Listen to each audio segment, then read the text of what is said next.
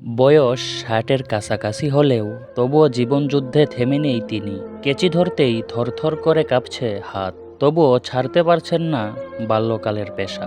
প্রতিদিন ৫০ থেকে ১০০ টাকা ইনকাম করে জীবিকা নির্বাহ করেন তিনি জামালপুর জেলার ইসলামপুর থানার অন্তর্গত বাটিকামারির বাসিন্দা মোহাম্মদ বাদল মিয়া। চলুন এক নজরে দেখে নেই তার জীবন চলার কিছু মুহূর্ত। প্রাপ্তবয়স্ক দুটি ছেলে থাকা সত্ত্বেও নিচ্ছে না তার খোঁজ খবর, নিচ্ছে না ভরণপোষণের দায়িত্বটুকুও। প্রতিদিন প্রায় ৩ কিলোমিটার পায়ে হেঁটে চলে আসে কিছু টাকা উপার্জনের আশায়। কিছু টাকা উপার্জন হলে পেট ভরে খেতে পারেন তিনি, অন্যথায় মাঝে মধ্যে অনাহারেই কেটে যায় তার দিন। পরিস্থিতি তাকে এমন একটি জায়গায় দাঁড় করিয়েছে যার কষ্টের কোনো সীমা নেই।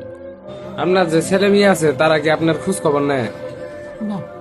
দেশ ও প্রবাসীদের কাছে আমাদের আকুল আবেদন, আমরা যথাসাধ্য তার পাশে থাকার চেষ্টা করব।